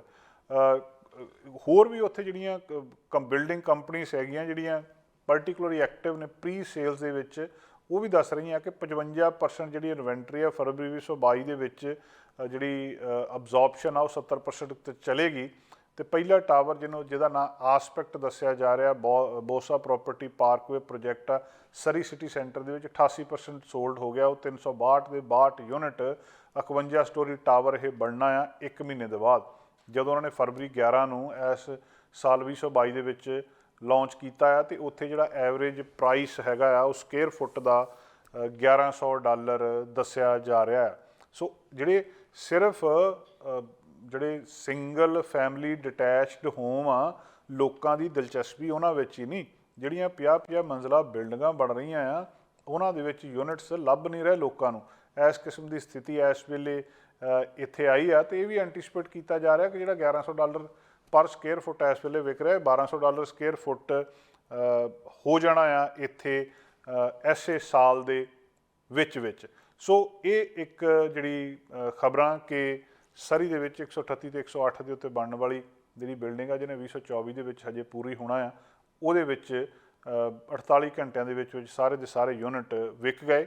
ਇਹ ਘਰਾਂ ਦੀ ਮਾਰਕੀਟ ਦੇ ਖਾਸ ਕਰ ਇੱਥੇ ਵੈਨਕੂਵਰ ਤੇ ਦੇ ਆਲੇ ਦੁਆਲੇ ਆਉਣ ਵਾਲੇ ਸਮੇਂ ਦੇ ਟ੍ਰੈਂਡ ਨੂੰ ਵੀ ਦੱਸ ਰਹੇ ਨੇ। ਪ੍ਰਾਈਮ ਮਿਨਿਸਟਰ ਜਸਟਿਨ ਟਰੂਡੋ ਕੱਲ੍ਹ ਅਲਬਰਟਾ ਪਹੁੰਚੇ। ਉਹਨਾਂ ਨੇ ਉੱਥੇ ਮੰਗਲਵਾਰ ਨੂੰ ਜਾ ਕੇ ਐਡਰੈਸ ਕੀਤਾ ਇੱਕ ਖਾਸ ਮੁੱਦੇ ਨੂੰ। ਉਹ ਮੁੱਦਾ ਹੈਗਾ ਕਿ ਓਪੀਅਡ ਕ੍ਰਾਈਸਿਸ ਜਿਹੜਾ ਉੱਥੇ ਆਇਆ ਆ ਉਹਦਾ ਕੋਈ ਇਲਾਜ ਨਹੀਂ ਹੋ ਰਿਹਾ। ਲਗਾਤਾਰ ਅਲਬਰਟਾ ਦੇ ਵਿੱਚ ਇਹਦੇ ਨਾਲ ਓਪੀਅਡ ਦੇ ਨਾਲ ਮਰਨ ਵਾਲੇ ਲੋਕਾਂ ਦੀ ਗਿਣਤੀ ਦੇ ਵਿੱਚ ਵਾਧਾ ਹੋਇਆ ਆ। ਪ੍ਰਧਾਨ ਮੰਤਰੀ ਨੇ ਸਿੱਧੇ ਰੂਪ ਦੇ ਵਿੱਚ ਅਲਬਰਟਾ ਦੀ ਸਰਕਾਰ ਨੂੰ ਇਸ ਕੰਮ ਦੇ ਲਈ ਜ਼ਿੰਮੇਵਾਰ ਦੱਸਿਆ ਕਿ ਅਸੀਂ ਇਸ ਚੀਜ਼ ਨੂੰ ਇੱਕ ਪਾਸੇ ਲਿਜਾਣ ਦੀ ਕੋਸ਼ਿਸ਼ ਕਰ ਰਹੇ ਹਾਂ ਤੇ ਇਹ ਉਹਨੂੰ ਦੂਜੇ ਪਾਸੇ ਖਿੱਚ ਰਹੇ ਆ। ਉਹ ਕਹਿੰਦੇ ਅਸੀਂ ਲਗਾਤਾਰ ਉਹ ਕਹਿੰਦੇ ਅਸੀਂ ਇਸ ਗੱਲ ਨੂੰ ਪੁਸ਼ ਕਰ ਰਹੇ ਹਾਂ ਕਿ ਸੇਫ ਕੰਜ਼ੰਪਸ਼ਨ ਸਾਈਟਸ ਹੋਣੀਆਂ ਚਾਹੀਦੀਆਂ, ਜਿੱਥੇ ਇਹ ਲੋਕ ਜਿਹੜੇ ਆ ਉਹ ਆਪਣਾ ਨਸ਼ਾ ਕਰਦੇ ਆ ਉੱਥੇ ਜਾ ਕੇ ਕਰ ਲੈਣ ਤੇ ਉਹ ਸੇਫ ਹੋਵੇ ਤੇ ਅੰਡਰ ਆਬਜ਼ਰਵੇਸ਼ਨ ਹੋਵੇ। ਜੇ ਉਹਨਾਂ ਨੂੰ ਕੁਛ ਹੁੰਦਾ ਤੇ ਚੱਕ ਕੇ ਲਿਆਇਆ ਜਾ ਸਕੇ। ਉਹਨਾਂ ਨੇ ਇਹ ਵੀ ਕਿਹਾ, ਉਹ ਉੱਥੇ ਓਲਡ ਮਰਸਰ ਵੇਅਰ ਹਾਊਸ ਦੇ ਵਿੱਚ ਸੀਗੇ ਜਸਟਿਨ ਟਰੂਡੋ। ਲਿਬਰਲ ਸਰਕਾਰ ਦੇ ਬਜਟ ਪਲਾਨ ਉਹਨਾਂ ਨੇ ਦੱਸਿਆ ਕਿ ਕਿਸ ਤਰ੍ਹਾਂ ਉਹ ਟੈਕਸ ਲਾ ਸਮਾਲ ਬਿਜ਼ਨੈਸਿਸ ਦੇ ਲਈ ਉਹਨੂੰ ਰਿਲੈਕਸ ਕਰ ਰਹੇ ਆ। ਜਿਹੜੀ ਅਲਬਰਟਾ ਦੀ ਯੂਨਾਈਟਿਡ ਕੰਜ਼ਰਵੇਟਿਵ ਸਰਕਾਰ ਆ, ਇਹ ਰਿਕਵਰੀ ਓਰੀਐਂਟਡ ਸਟ੍ਰੈਟਜੀ ਦੇ ਵੱਲ ਨੂੰ ਚੱਲ ਰਹੀ ਆ, ਜਦੋਂ ਕਿ ਜਿਹੜੀ ਸਾਇੰਸ ਆ ਉਹ ਕੁਛ ਹੋਰ ਕਹਿ ਰਹੀ ਆ। ਕਿ ਉਹ ਕਹਿੰਦੇ ਪ੍ਰਧਾਨ ਮੰਤਰੀ ਨੇ ਇਹ ਵੀ ਕਿਹਾ ਕਿ ਅਨਫੋਰਚੂਨੇਟ ਆ ਕਿ ਅਲਬਰਟਾ ਆਪੋਜ਼ਿਟ ਡਾਇਰੈਕਸ਼ਨ ਦੇ ਵਿੱਚ ਜਾ ਰਿਹਾ ਤੇ ਸਾਇੰਸ ਬੇਸਡ ਜਿਹੜੀਆਂ ਚੀਜ਼ਾਂ ਆ ਉਹਦੀ ਉਸ ਅਪਰੋਚ ਤੋਂ ਪਰੇ ਜਾ ਰਿਹਾ। ਇਹ ਵੀ ਉਹਨਾਂ ਨੇ ਕਿਹਾ ਕਿ ਜਿਹੜੇ ਮਿਊਨਿਸਪਲ ਲੀਡਰ ਨੇ ਉੱਥੇ ਜਿੱਦਾਂ ਕਿ ਐਡਮਿੰਟਨ ਦੇ ਵਿੱਚ ਆ, ਉਹ ਇਹਨੂੰ ਰੋਕਣਾ ਚਾਹੁੰਦੇ ਆ ਕਿਸੇ ਤਰੀਕੇ ਦੇ ਨਾਲ। ਸੋ ਕੌਂਸਲ ਕਮੇਟੀ ਨੇ ਸੋਮਵਾਰ ਨੂੰ ਵੋਟ ਕੀਤਾ ਸੀ ਕਿ ਸਿਟੀ ਐਡਮਿਨਿਸਟ੍ਰੇਸ਼ਨ ਨੂੰ ਇਹ ਕਰਨ ਦੇ ਲਈ ਕਿ ਜਿਹੜੀ ਇਹਦੀ ਡੀਕ੍ਰਿਮੀਨਲਾਈਜੇਸ਼ਨ ਕਰ ਦਿੱਤਾ ਜਾਵੇ ਪੋਜੈਸ਼ਨ ਨੂੰ, ਇਲੀਗਲ ਡਰੱਗ ਦੇ ਨੂੰ, ਕਿ ਜੇ ਕਿਸੇ ਬੰਦੇ ਦੇ ਕੋਲ ਖਾਣ ਪੀਣ ਦੇ ਲਈ ਥੋੜ੍ਹਾ ਬਹੁਤਾ ਨਸ਼ਾ ਰੱਖਿਆ ਆ ਉਹਨੂੰ ਮਾफ़ ਕਰ ਦਿੱਤਾ ਜਾਵੇ, ਉਹਨੂੰ ਜੁਰਮ ਨਾ ਮੰਨਿਆ ਜਾਵੇ। ਤੇ ਦੂਜੀਆਂ ਜਿਹੜੀਆਂ ਸੇਫ ਸਾਈਟਸ ਹੋਣੀਆਂ ਚਾਹੀਦੀਆਂ ਵੀ ਜੇ ਕਿਸੇ ਨੇ ਨਸ਼ਾ ਕਰਨਾ ਹੀ ਕਰਨਾ ਆ ਤਾਂ ਉਹ ਇਸ ਥਾਂ ਦੇ ਉੱਤੇ ਆ ਕੇ ਬੈਠ ਕੇ ਆਪਣਾ ਨਸ਼ਾ ਕਰ ਲਓ। ਇੱਥੇ ਤੁਹਾਨੂੰ ਦੇਖਣ ਵਾਲੇ ਹੈਗੇ ਆ, ਕੋਈ ਇੱਦਾਂ ਦੀ ਗੱਲਬਾਤ ਹੁੰਦੀ ਆ ਤਾਂ ਤੁਹਾਨੂੰ ਚੱਕ ਕੇ ਹਸਪਤਾਲ ਲਿਜਾਇਆ ਜਾ ਸਕਦਾ। ਮਸਲਾ ਬਹੁਤ ਗੰਭੀਰ ਆ ਅਲਬਰਟਾ ਦੇ ਵਿੱਚ। ਪਿਛਲੇ ਸਾਲ ਅਲਬਰਟਾ ਦੇ ਵਿੱਚ ਮਤਲਬ ਸਭ ਤੋਂ ਮਾਰੂ ਸਾਲ ਸੀਗਾ ਡਰੱਗ ਓਵਰਡੋਜ਼ ਦੇ ਮਾਮਲੇ ਦੇ ਵਿੱਚ। 216 ਤੋਂ ਇਹ ਡਾਟਾ ਇਕੱਠਾ ਕਰਨਾ ਅਲਬਰਟਾ ਨੇ ਸ਼ੁਰੂ ਕੀਤਾ ਕਿ ਡਰੱਗ ਓਵਰਡੋਜ਼ ਦੇ ਨਾਲ ਕਿੰਨੇ ਲੋਕ ਮਰ ਰਹੇ ਆ। ਪਿਛਲਾ ਸਾਲ ਸਭ ਤੋਂ ਮਾਰੂ ਸਾਲ ਸੀਗਾ। ਸਰਕਾਰ ਦੀ ਫਿਗਰ ਦੱਸ ਰਹੀ ਹੈ ਕਿ 171 ਲੋਕ ਮਰੇ ਆ ਨਵੰਬਰ ਦੇ ਵਿੱਚ, 178 ਦਸੰਬਰ ਦੇ ਵਿੱਚ ਮਰੇ ਆ। ਜਿਹੜੀ ਹਾਈਐਸਟ ਸਿੰਗਲ ਮੰਥ ਨੰਬਰਸ ਹੈਗੇ ਆ ਹੁਣ ਤੱਕ ਟੋਟਲ 1758 ਲੋਕ 2021 ਦੇ ਵਿੱਚ ਮਰੇ ਸੀਗੇ ਉਹਨਾਂ ਦੇ ਵਿੱਚੋਂ। ਸੋ ਉੱਥੇ ਜਿਹੜੇ ਜਸਟਿਨ ਟਰੂਡੋ ਆ ਬਹੁਤ ਸਾਰੇ ਐਂਟਰਪ੍ਰੈਨਿਓਰਸ ਦੇ ਨਾਲ ਵੀ ਮਿਲੇ ਆ, ਜਿੱਥੇ ਉਹਨਾਂ ਨੇ ਬਹੁਤ ਸਾਰੀਆਂ ਗੱਲਾਂ ਬਾਤਾਂ ਕੀਤੀਆਂ। ਸਮਾਲ ਬਿਜ਼ਨਸ ਓਨਰਸ ਦੇ ਨਾਲ ਵੀ ਗੱਲਬਾਤ ਕੀਤੀ ਆ। ਪਰ ਖਾਸ ਤੌਰ ਦੇ ਉੱਤੇ ਅਲਬਰਟਾ ਦੇ ਵਿੱਚ ਇਸ ਵੇਲੇ ਓਪੀਅਡ ਕ੍ਰਾਈਸਿਸ ਨੂੰ ਜਿਹੜਾ ਉਹਨਾਂ ਨੇ ਜਿਸ ਤਰੀਕੇ ਦੇ ਨਾਲ ਹੈਂਡਲ ਕਰਨ ਦੀ ਗੱਲਬਾਤ ਦੱਸੀ ਆ, ਉਹਦੇ ਵਿੱਚ ਖਾਸ ਤੌਰ ਦੇ ਉੱਤੇ ਉਹਨਾਂ ਨੇ ਅਲਬਰਟਾ ਸਰਕਾਰ ਦੀ ਆਲੋਚਨਾ ਕੀਤੀ ਆ। ਕੋਵਿਡ ਅਜੇ ਵੀ ਜਾ ਨਹੀਂ ਰਿਹਾ। ਲਗਭਗ ਅਸੀਂ ਰੋਜ਼ ਹੀ ਕੋਈ ਨਾ ਕੋਈ ਇਸ ਮਾਮਲੇ ਦੇ ਵਿੱਚ ਗੱਲਬਾਤ ਕਰਦੇ ਹਾਂ। ਤੇ ਅੱਜ ਸੂਚਨਾ ਲੋਕਾਂ ਨੂੰ ਇਹ ਆ ਕਿ ਭਾਵੇਂ ਇੰਟਰਨੈਸ਼ਨਲ ਟਰੈਵਲ ਤੋਂ ਬਾਅਦ ਬਹੁਤ ਸਾਰੀਆਂ ਪਾਬੰਦੀਆਂ ਹਟ ਗਈਆਂ, ਤੁਹਾਨੂੰ ਟੈਸਟ ਦੀ ਲੋੜ ਨਹੀਂ, ਤੁਸੀਂ ਆ ਸਕਦੇ ਹੋ, ਪਰ ਇਹਦੇ ਬਾਵਜੂਦ ਕੁਝ ਗੱਲਾਂ ਜਿਹੜੀਆਂ ਉਹ ਧਿਆਨ 'ਚ ਰੱਖਣੀਆਂ ਜ਼ਰੂਰ ਚਾਹੀਦੀਆਂ ਆ ਕਿ ਜਿਸ ਤਰ੍ਹਾਂ ਕੋਵਿਡ-19 ਦੀ ਨੇਚਰ ਬਦਲ ਰਹੀ ਹੈ ਇਸ ਪੈਂਡੈਮਿਕ ਦੇ ਵਿੱਚ, ਸਾਡੇ ਆਲੇ ਦੁਆਲੇ ਨਿੱਤ ਨਵੇਂ ਨਿਯਮ ਆ ਰਹੇ ਆ ਇੰਟਰਨੈਸ਼ਨਲ ਟਰੈਵਲਰਸ ਦੇ ਲਈ, ਕੈਨੇਡਾ ਦੇ ਲਈ। ਹੁਣ ਤੱਕ ਇਹ ਲਗਾਤਾਰ ਜਿਹੜੇ ਰੂਲ ਬਦਲ ਰਹੇ ਆ। ਮਾਸਕ ਮੈਂਡੇਟ ਡਰੋਪ ਹੋ ਚੁੱਕਾ ਬਹੁਤ ਸਾਰੀਆਂ ਇਨਡੋਰ ਸੈਟਿੰਗਸ ਦੇ ਵਿੱਚ ਕੈਨੇਡਾ ਦੇ ਵਿੱਚ, ਬਹੁਤ ਸਾਰੇ ਪ੍ਰੋਵਿੰਸਿਸ ਦੇ ਵਿੱਚ। ਪਰ ਫੈਡਰਲ ਸਰਕਾਰ ਅਜੇ ਵੀ ਚਾਹੁੰਦੀ ਆ ਕਿ ਤੁਹਾਨੂੰ ਮਾਸਕ ਪਾਉਣਾ ਜ਼ਰੂਰੀ ਆ ਜੇ ਤੁਸੀਂ ਇੰਟਰਨੈਸ਼ਨਲ ਟਰੈਵਲ ਤੋਂ ਆਏ ਹੋ ਕੈਨੇਡਾ ਦੇ ਵਿੱਚ। ਨਵਾਂ ਰੂਲ ਜਿਹੜਾ ਤੁਹਾਨੂੰ ਪਤਾ ਕਿ 1 ਅਪ੍ਰੈਲ ਤੋਂ ਲਾਗੂ ਹੋਏ ਸੀ, ਜਿਨ੍ਹਾਂ ਦੇ ਵਿੱਚ ਫੁੱਲੀ ਵੈਕਸੀਨੇਟਡ ਟਰੈਵਲਰਸ ਦੇ ਲਈ ਉਹ ਹਟਾ ਦਿੱਤਾ ਸੀ ਉਹਨਾਂ ਨੇ ਟੈਸਟ ਦੀ ਰਿਕੁਆਇਰਮੈਂਟ, ਤੇ ਫੁੱਲੀ ਵੈਕਸੀਨੇਟਡ ਟਰੈਵਲਰਸ ਨੂੰ ਕੋਈ ਵੀ ਕੋਵਿਡ-19 ਦਾ ਪ੍ਰੂਫ ਨਹੀਂ ਦੇਣਾ ਪੈਂਦਾ ਜਦੋਂ ਇੱਥੇ ਕੈਨੇਡਾ ਦੇ ਵਿੱਚ ਵਾਪਸ ਆਉਂਦੇ ਆ। ਪਰ ਫਿਰ ਵੀ ਕੁਝ ਰੂਲ ਉਹਨਾਂ ਨੂੰ ਫੋਲੋ ਕਰਨੇ ਪੈਣਗੇ। ਹਰ ਇੱਕ ਟਰੈਵਲਰ ਜਿਹੜਾ ਉਹਨੂੰ ਅਰਾਈਵ ਕਰਨ ਦੇ ਉੱਤੇ 72 ਘੰਟੇ ਦੇ ਵਿੱਚ ਉਹ ਆਪਣਾ ਡਾਟਾ ਅਪਲੋਡ ਕਰਨਾ ਪਊਗਾ, ਕੁਆਰੰਟੀਨ ਦਾ ਪਲਾਨ ਅਪਲੋਡ ਕਰਨਾ ਪਊਗਾ, ਪ੍ਰੂਫ ਆਫ ਵੈਕਸੀਨੇਸ਼ਨ ਅਪਲੋਡ ਕਰਨਾ ਪਊਗਾ। ਤੇ ਇਹ ਜਿਹੜੇ ਕੁਛ ਨਿਯਮ ਹੈਗੇ ਆ ਕਿ ਤੁਹਾਨੂੰ ਮਾਸਕ ਪਾਉਣਾ ਪਊਗਾ ਸਾਰੀਆਂ ਪਬਲਿਕ ਸਪੇਸਿਸ ਦੇ ਵਿੱਚ। ਇੱਕ ਜਿਹੜਾ ਲਿਸਟ ਬਣਾਉਣੀ ਪਊਗੀ ਆਪਣੇ ਕਲੋਜ਼ ਕੰਟੈਕਟਸ ਦੀ 14 ਦਿਨ ਕੈਨੇਡਾ ਦੇ ਵਿੱਚ ਪਹੁੰਚਣ ਤੋਂ ਬਾਅਦ ਜਿਨ੍ਹਾਂ ਨਾਲ ਤੁਸੀਂ ਮਿਲਦੇ ਆ, ਇਹ ਜ਼ਰੂਰੀ ਆ। ਤੇ ਇਹ ਵੀ ਆ ਕਿ ਆਪਣੇ ਆਪ ਨੂੰ ਮੋਨੀਟਰ ਕਰਨਾ ਪਊਗਾ, ਤੁਹਾਨੂੰ ਕੋਈ ਸਾਈਨ ਜਾਂ ਸਿੰਪਟਮ ਕੋਵਿਡ-19 ਦਾ ਨਹੀਂ ਹੈ। ਇਹ ਰੂਲ ਜਿਹੜਾ ਕੁਛ ਵੱਖਰਾ ਵੀ ਹੋ ਸਕਦਾ, ਪਰ ਅਸਲ ਦੇ ਵਿੱਚ ਤੁਹਾਨੂੰ ਜਦੋਂ ਮੰਨ ਲਓ ਉੱਥੇ ਰੈਂਡਮਲੀ ਪੁੱਲ ਕਰ ਲਿਆ ਜਾਂਦਾ PCR ਟੈਸਟ ਦੇ ਲਈ, ਭਾਵੇਂ ਤੁਸੀਂ ਫੁੱਲੀ ਵੈਕਸੀਨੇਟਡ ਹੋ, ਏਅਰਪੋਰਟ ਦੇ ਉੱਤੇ ਤੁਹਾਡਾ ਟੈਸਟ ਕੀਤਾ ਜਾ ਸਕਦਾ, ਤਾਂ ਤੁਹਾਨੂੰ ਕੁਆਰੰਟੀਨ ਨਹੀਂ ਕਰਨਾ ਪਊਗਾ ਜਿੰਨਾ ਚਿਰ ਵਿਚਲਾ ਜਿਹੜਾ ਵੇਟਿੰਗ ਪੀਰੀਅਡ ਆ। ਪਰ ਤੁਹਾਨੂੰ ਜੇ ਉਸ ਟੈਸਟ ਦੇ ਲਈ ਪੁੱਲ ਕਰ ਲਿਆ ਜਾਂਦਾ ਆ, ਤੁਹਾਡਾ ਟੈਸਟ ਕਰ ਲਿਆ ਜਾਂਦਾ, ਤਾਂ ਫਿਰ ਤੁਹਾਨੂੰ ਜਿਹੜੇ ਕੁਛ ਨਿਯਮ ਆ ਉਹਨਾਂ ਨੂੰ ਫੋਲੋ ਕਰਨਾ ਪਊਗਾ, ਜਿਹਦੇ ਵਿੱਚ ਤੁਹਾਨੂੰ ਲੋਕਲ ਪਬਲਿਕ ਹੈਲਥ ਮੈਜਰਸ ਉਹਨਾਂ ਨੂੰ ਦੇਖਣਾ ਪਊਗਾ। ਜਿਹੜਾ ਵੈਲ ਫਿਟਡ ਇੱਕ ਮਾਸਕ ਹੈਗਾ ਤੁਹਾਨੂੰ ਪਬਲਿਕ ਸਪੇਸ ਦੇ ਵਿੱਚ 14 ਦਿਨ ਦੇ ਲਈ ਪਾਉਣਾ ਪਊਗਾ। ਆਪਣੇ ਕਲੋਜ਼ ਕੰਟੈਕਟ ਦੀ ਲਿਸਟ ਬਣਾਉਣੀ ਪਊਗੀ, ਆਪਣੇ ਆਪ ਨੂੰ ਮੋਨੀਟਰ ਕਰਨਾ ਪਊਗਾ। ਤੇ ਜਿਹੜੇ ਪ੍ਰੂਫ ਆਫ ਵੈਕਸੀਨੇਸ਼ਨ ਤੇ ਪ੍ਰੀ ਅਰਾਈਵਲ ਟੈਸਟ ਦੀਆਂ ਕਾਪੀਆਂ ਆਪਣੇ ਕੋਲ 14 ਦਿਨ ਤੱਕ ਰੱਖਣੀਆਂ ਪੈਣਗੀਆਂ। ਤੇ ਜੇ ਤੁਸੀਂ ਟੈਸਟ ਪੋਜ਼ੀਟਿਵ ਆਉਂਦੇ ਕੈਨੇਡਾ ਦਾ, ਤੁਹਾਨੂੰ ਆਈਸੋਲੇਟ ਆਪਣੇ ਆਪ ਨੂੰ 10 ਦਿਨ ਲਈ ਕਰਨਾ ਪਊਗਾ, ਰਿਗਾਰਡਲੈਸ ਕਿ ਤੁਹਾਡਾ ਪ੍ਰੋਵਿੰਸ ਕਿਹੜਾ ਹੈ ਤੇ ਤੁਹਾਡੀ ਜਿਹੜੀ ਆਈਸੋਲੇਸ਼ਨ ਰਿਕੁਆਇਰਮੈਂਟ ਕਿਹੜੀ ਹੈ। ਜੇ ਤੁਸੀਂ ontario ਦੇ ਵਿੱਚ ਆ ਤਾਂ ਤੁਹਾਨੂੰ 5 ਦਿਨ ਦੇ ਲਈ ਜਿਹੜੀ ਉਹ ਕਰਨਾ ਪਊਗਾ ਆਈਸੋਲੇਟ, ਪਰ ਇਸ ਕੇਸ ਦੇ ਵਿੱਚ ਤੁਹਾਨੂੰ 10 ਦਿਨ ਆਈਸੋਲੇਟ ਕਰਨਾ ਹੀ ਪਊਗਾ, ਕਿਉਂਕਿ ਭਾਵੇਂ ਪ੍ਰੋਵਿੰਸ ਦੀ ਰਿਕੁਆਇਰਮੈਂਟ 5 ਦਿਨ ਦੀ ਹੈ, ਪਰ ਫੈਡਰਲ ਸਰਕਾਰ ਕਹਿ ਰਹੀ ਹੈ ਕਿ 10 ਦਿਨ ਤੁਸੀਂ ਆਈਸੋਲੇਟ ਕਰੋ ਤੇ ਤੁਹਾਨੂੰ ਰਿਪੋਰਟ ਕਰਨਾ ਪਊਗਾ ਆਪਣੇ ਰਿਜ਼ਲਟ ਤੇ ਸਿੰਪਟਮਸ ਨੂੰ PHAC ਨੂੰ। ਸੋ ਇਹ ਕੁਛ ਗੱਲਾਂ ਸਰਕਾਰ ਯਾਦ ਕਰਵਾ ਰਹੀ ਆ ਕਿ ਹੁਣ ਇਹਦਾ ਮਤਲਬ ਇਹ ਨਹੀਂ ਹੈ ਕਿ ਕੋਵਿਡ ਘਟ ਗਿਆ ਤਾਂ ਸਾਰਾ ਕੁਝ ਜਿਹੜਾ ਇਹ ਠੀਕ ਠਾਕ ਹੋ ਗਿਆ। ਅਜੇ ਵੀ ਕੁਛ ਨਿਯਮ ਹੈਗੇ ਆ ਜਿਹੜੇ ਅੰਤਰਰਾਸ਼ਟਰੀ ਟਰੈਵਲਰਸ ਨੂੰ ਫੋਲੋ ਕਰਨੇ ਪੈਂਦੇ ਆ। ਇੱਕ ਖਬਰ ਸਿਟੀ ਆਫ ਕੈਲਗਰੀ ਤੋਂ ਆ। 49 ਚਾਰਜ ਲੱਗਿਆ ਉੱਥੇ ਇੱਕ ਜਿਹੜੀ ਢਾਲੀਵਾਲ ਹੋਮ ਲਿਮਟਿਡ ਦੇ ਉੱਤੇ ਦੱਸ ਰਹੇ ਆ, ਜਿਹਦੇ ਵਿੱਚ ਉਹਨਾਂ ਦੇ ਡਾਇਰੈਕਟਰ ਤੇ 2 ਏਜੰਟਸ ਆ ਵਾਇਓਲੇਟ ਕੀਤਾ, ਕਹਿੰਦੇ ਉਹਨੇ safety code act of Alberta ਨੂੰ। ਉਹਨਾਂ ਗੱਲਾਂ ਦਾ ਧਿਆਨ ਨਹੀਂ ਰੱਖਿਆ ਗਿਆ। 2 ਹੋਰ ਚਾਰਜ ਲੱਗਿਆ ਉਹਨਾਂ ਦੇ ਉੱਤੇ ਕਿ ਉਹਨਾਂ ਨੇ ਸਿਟੀ ਦੇ ਲੈਂਡ ਯੂਜ਼ ਬਾਈ ਲਾ IP 2007 ਨੂੰ ਮਿਊਨਿਸਪਲ ਗਵਰਨਮੈਂਟ ਐਕਟ ਦੇ ਅੰਡਰ ਫੋਲੋ ਨਹੀਂ ਕੀਤਾ। ਇਹ ਚਾਰजेस ਉਸ ਵੇਲੇ ਸਾਹਮਣੇ ਆਏ ਜਦੋਂ 3 ਮਹੀਨੇ ਦੀ ਇਨਵੈਸਟੀਗੇਸ਼ਨ ਚੱਲ ਰਹੀ ਹੈ ਕੈਲਰੀ ਬਿਲਡਿੰਗ ਸਰਵਿਸਿਜ਼ ਦੁਆਰਾ, ਜਿਹਦੇ ਵਿੱਚ ਸੇਫਟੀ ਕੋਡ ਐਕਟ ਦੀ ਵਾਇਓਲੇਸ਼ਨ ਪਾਈ ਗਈ ਹੈ ਕਿ ਸੇਫਟੀ ਕੋਡ ਐਕਟ ਦਾ ਪੂਰਾ ਪਾਲਣ ਨਹੀਂ ਕੀਤਾ ਗਿਆ ਕੰਸਟਰਕਸ਼ਨ ਦੇ ਵਿੱਚ। ਤੇ 2 ਜਿਹੜੇ ਸੈਮੀ ਡਿਟੈਚਡ ਘਰਾਂ ਦੇ ਵਿੱਚ ਇਹ ਵਾਇਓਲੇਸ਼ਨ ਦੇ ਵਿੱਚ ਬਹੁਤ ਕੁਝ ਇਨਕਲੂਡ ਦੱਸਦੇ ਆ ਕਿ ਬਿਲਡਿੰਗ ਜਿਹੜੀ ਬਿਨਾਂ ਮਿਊਨਿਸਪਲ ਪਰਮਿਟ ਤੋਂ 2 ਘਰਾਂ ਦੇ ਵਿੱਚ ਡਿਟੈਚਡ ਗਰਾਜ ਦੇ ਵਿੱਚ ਤੇ ਜਿਹੜੀ ਉੱਥੇ ਜ਼ਰੂਰੀ ਸੇਫਟੀ ਕੋਡ ਇੰਸਪੈਕਸ਼ਨ ਹੋਣੀ ਚਾਹੀਦੀ ਸੀ ਉਹ ਨਹੀਂ ਹੋਈ। ਇਸ ਮਾਮਲੇ ਦੇ ਵਿੱਚ ਉਹਨਾਂ ਦੇ ਉੱਤੇ ਬਹੁਤ ਇਹ ਚਾਰजेस ਲਾਏ ਗਏ ਆ, ਜਿਹੜੀਆਂ ਕਈ ਅਖਬਾਰਾਂ ਨੇ ਇਹਨਾਂ ਨੂੰ ਚਰਚਾ ਦੇ ਵਿੱਚ ਲਿਆਂਦਾ ਆ। ਤੇ $1,00,000 ਕਹਿੰਦੇ ਇਹਨਾਂ ਨੂੰ ਜੁਰਮਾਨਾ ਵੀ ਹੋ ਸਕਦਾ ਤੇ 6 ਮਹੀਨੇ ਦੀ ਸਜ਼ਾ ਵੀ ਹੋ ਸਕਦੀ ਆ। ਇਹ ਖਬਰ ਵੀ ਅੱਜ ਕੁਝ ਜਿਹੜੀਆਂ ਅਖਬਾਰਾਂ ਨੇ ਉਹਨਾਂ ਨੇ ਆਪਣੀ ਪ੍ਰਮੁੱਖਤਾ ਦੇ ਨਾਲ ਉਹਨੂੰ ਥਾਂ ਦਿੱਤੀ ਆ। ਬਰੈਂਪਟਨ ਤੋਂ ਇੱਕ ਖਬਰ ਆਈ ਆ, ਖਬਰ ਬੜੀ ਅਜੀਬ ਆ। ਅਜੀਬ ਇਸ ਕਰਕੇ ਆ ਕਿ ਕਾਰਾਂ ਚੋਰੀ ਦੇ ਮਾਮਲੇ ਆਮ ਤੌਰ ਦੇ ਉੱਤੇ ਹੁੰਦੇ ਆ, ਕਈ ਵਾਰੀ ਕਾਰਾਂ ਚੋਰੀ ਹੁੰਦੀਆਂ ਤੇ ਆਪਾਂ ਪਹਿਲਾਂ ਵੀ ਗੱਲਾਂ ਬਾਤਾਂ ਕੀਤੀਆਂ ਕਿ ਕੈਨੇਡਾ ਦੀਆਂ ਚੋਰੀ ਕੀਤੀਆਂ ਕਾਰਾਂ ਮਿਡਲ ਈਸਟ ਦੇ ਵਿੱਚ ਜਾ ਕੇ ਵੀ ਵੇਚੀਆਂ ਜਾਂਦੀਆਂ। ਭਾਵੇਂ ਜਿੰਨੀ ਮਰਜ਼ੀ ਤੁਹਾਡੇ ਕੋਲ ਹਾਈ ਸਿਕਿਉਰਿਟੀ ਵਾਲੀ ਕਾਰ ਆ ਕਿ ਉਹ ਰਿਮੋਟ ਦੇ ਨਾਲ ਤੇ ਉਹਦੇ ਨਾਲ ਸਟਾਰਟ ਹੁੰਦੀ ਹੈ, ਚੋਰੀ ਕਰਨ ਵਾਲਿਆਂ ਕੋਲ ਕਈ ਢੰਗ ਤਰੀਕੇ ਹੈਗੇ ਆ। ਤੁਹਾਡੇ ਘਰ ਦੇ ਅੰਦਰ ਜਿਹੜੀਆਂ ਟੰਗੀਆਂ ਚਾਬੀਆਂ ਤੋਂ ਆਪਣੇ ਕੋਲ ਪਏ ਰਿਮੋਟ ਦੇ ਨਾਲ ਉਹਨੂੰ ਕੋਡ ਨੂੰ ਸਕੈਨ ਕਰਕੇ ਉਹ ਤੁਹਾਡੀ ਕਾਰ ਨੂੰ ਸਟਾਰਟ ਕਰਕੇ ਲੈ ਜਾਂਦੇ ਆ। ਤੇ ਜਿਹੜਾ ਮਰਜ਼ੀ ਉਹਦੇ 'ਚ GPS ਸਿਸਟਮ ਲੱਗਾ ਆ ਕਿ ਜਿਹੜਾ ਦੱਸ ਦਿੰਦਾ ਕਿ ਕਾਰ ਦੀ ਲੋਕੇਸ਼ਨ ਆ, ਉਹਨੂੰ ਵੀ ਉਹ ਡਿਸੇਬਲ ਕਰ ਲੈਂਦੇ ਆ। ਤੇ ਕਾਰ ਨੂੰ ਫਿਰ ਚੋਰੀ ਕਰਨ ਵਾਲਾ ਇੱਕ ਤੁਹਾਡੇ ਗਰਾਜ ਤੋਂ ਲੈ ਕੇ ਇੱਕ ਖਾਸ ਥਾਂ ਤੱਕ ਇੱਕ ਹੋਰ ਚੋਰ ਨੇ, ਉਹਨਾਂ ਨੂੰ ਖਾਸ ਕਿਹਾ ਜਾਂਦਾ ਵੀ ਤੁਸੀਂ ਇੱਥੋਂ ਸਿਰਫ ਇੱਥੇ ਤੱਕ ਹੀ ਪਹੁੰਚਾਉਣਾ ਤੇ ਤੁਹਾਨੂੰ ਇੰਨੀ ਮਨੀ ਮਿਲੂਗੀ। ਤੇ ਉਹਦੇ ਤੋਂ ਬਾਅਦ ਫਿਰ ਅੱਗੇ ਤੇ ਫਿਰ ਜਹਾਜ਼ਾਂ ਦੇ ਪਾਣੀ ਵਾਲੇ ਜਹਾਜ਼ਾਂ ਦੇ ਰਾਹੀਂ ਮਿਡਲ ਈਸਟ ਦੁਬਈ ਤੇ ਇੱਧਰਲੇ ਪਾਸੇ ਹੋਰ ਥਾਵਾਂ ਦੇ ਉੱਤੇ ਕਾਰਾਂ ਕਹਿੰਦੇ ਭੇਜ ਦਿੱਤੀਆਂ ਜਾਂਦੀਆਂ। ਇਹ ਚਰਚਾ ਦੇ ਵਿੱਚ ਰਹੀ ਆ। ਜਿਹੜੀ ਹੁਣ ਘਟਨਾ ਵਾਪਰੀ ਆ ਬਰੈਂਪਟਨ ਦੇ ਵਿੱਚ ਆ, ਇੱਕ ਜਿਹੜਾ ਬਾਪ ਸੀ ਉਹਨੇ ਇਹ ਆਪਣੀ ਕਾਰ ਚੋਰੀ ਹੋਣੋਂ ਬਚਾ ਲਈ। ਤੇ ਕਾਰ ਚੋਰੀ ਹੋਣ ਦੇ ਨਾਲ ਸਭ ਤੋਂ ਗੰਭੀਰ ਗੱਲ ਇਹ ਸੀ ਕਿ ਉਸ ਕਾਰ ਦੇ ਵਿੱਚ ਉਹਦਾ 10 ਮਹੀਨਿਆਂ ਦਾ ਬੱਚਾ ਸੀ ਤੇ ਉਹ ਬੱਚਾ ਵੀ ਨਾਲ ਹੀ ਕਿਡਨੈਪ ਕਰਕੇ ਉਸ ਕਾਰ ਚੋਰੀ ਕਰਨ ਵਾਲੇ ਨੇ ਲੈ ਜਾਣਾ ਸੀ। ਆਇਆ ਭਾਵੇਂ ਉਹ ਕਾਰ ਚੋਰੀ ਕਰਨ ਸੀ ਪਰ ਪਿੱਛੇ ਬੱਚਾ ਜਿਹੜਾ ਕਾਰ ਸੀਟ ਦੇ ਵਿੱਚ ਸੀਗਾ ਉਹ ਵੀ ਨਾਲ ਹੀ ਚਲੇ ਜਾਣਾ ਸੀ। ਐਤਵਾਰ ਦੀ ਇਹ ਘਟਨਾ ਆ। ਪੁਲਿਸ ਨੂੰ ਰਿਪੋਰਟ ਮਿਲੀ ਆ ਉੱਥੇ ਕਿ 12:30 ਵਜੇ ਹਰਕਿਸ ਤੇ ਲੌਕਵੁੱਡ ਰੋਡਸ ਦੇ ਨੇੜੇ ਇੱਕ ਇਲਾਕੇ ਦੀ ਇਹ ਘਟਨਾ ਆ। 38 ਸਾਲਾ ਵਿਅਕਤੀ ਸੀ, ਉਹਨੇ ਆਪਣਾ 10 ਮਹੀਨੇ ਦਾ ਬੱਚਾ ਪਿੱਛੇ ਬੈਕ ਸੀਟ ਦੇ ਉੱਤੇ SUV ਦੇ ਵਿੱਚ ਕਰ ਦਿੱਤਾ, ਉਹਦੇ ਵਿੱਚ ਸੀਗਾ ਤੇ ਉਹਨੇ ਡਰਾਈਵ ਦੇ ਵਿੱਚ ਆਪਣੀ ਕਾਰ ਪਾਰਕ ਕਰ ਦਿੱਤੀ, ਉਹਨੂੰ ਬੰਦ ਕਰਕੇ ਚੱਲਦੀ ਕਾਰ ਨੂੰ ਤੇ ਉਹ ਅੰਦਰੋਂ ਘਰ ਦਿਓਂ ਆਪਣੇ ਦੂਜੇ ਬੱਚੇ ਨੂੰ ਲੈਣ ਦੇ ਲਈ ਚਲੇ ਗਿਆ।